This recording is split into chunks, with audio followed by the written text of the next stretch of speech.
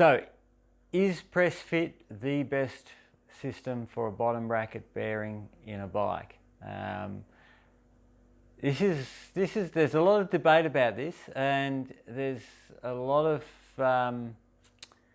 feeling that a threaded bottom bracket is a better solution, and there's pros and cons.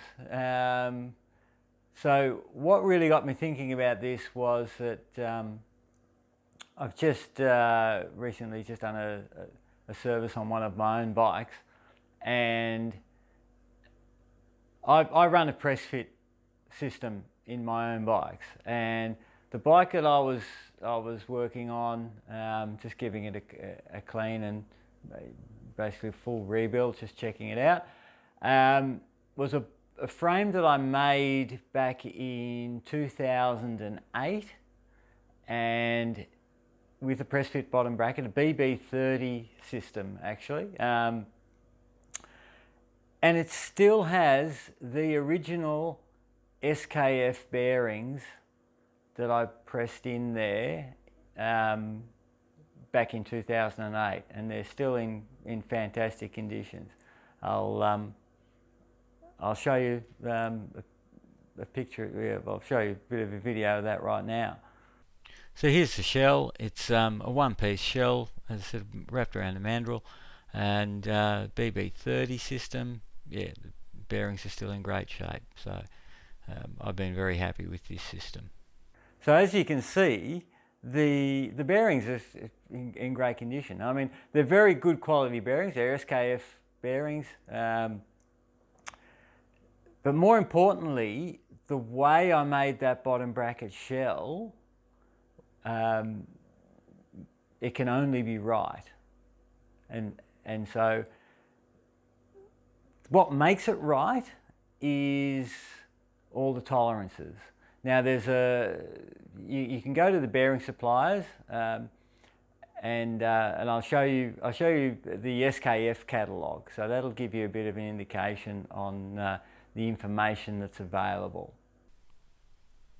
So here's the SKF catalogue.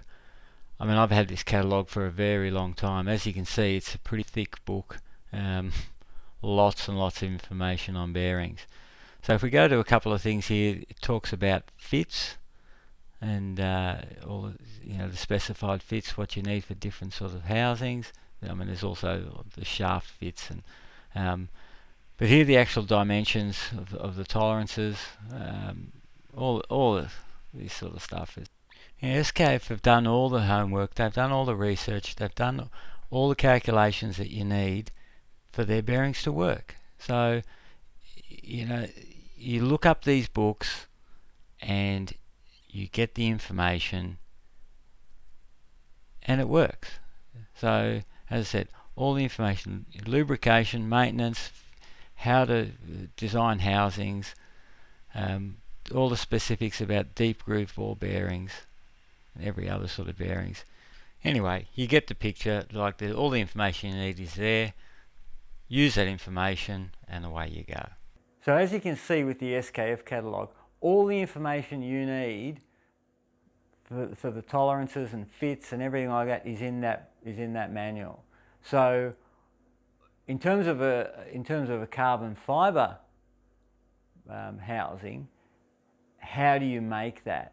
And that is the critical thing which differentiates the press fit that I use in my own bikes versus the mass production press fit systems, which, let's face it, we've seen lots of problems with that.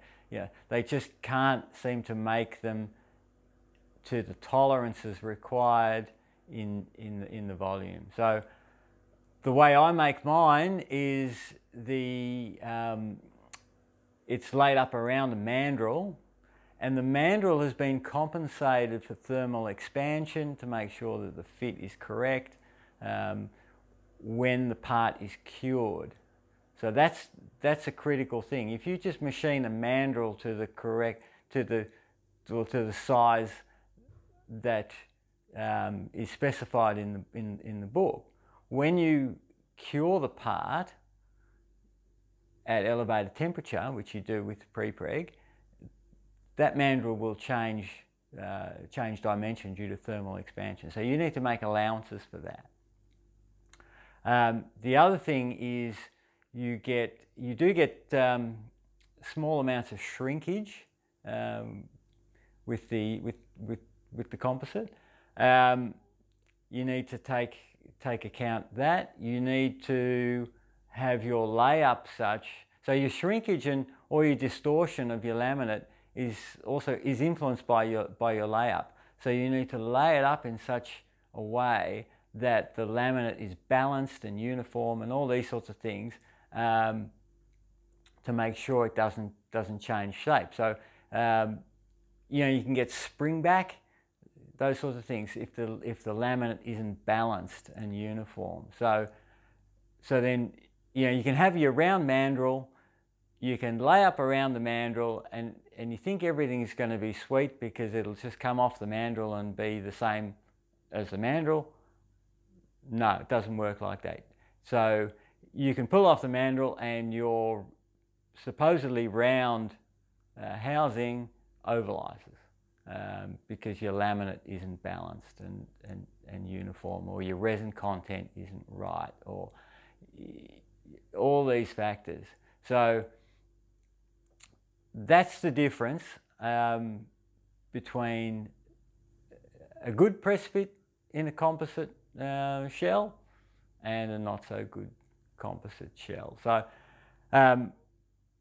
for me, as I said, all of my bikes that I make, and I've been making my own bikes now since 1992.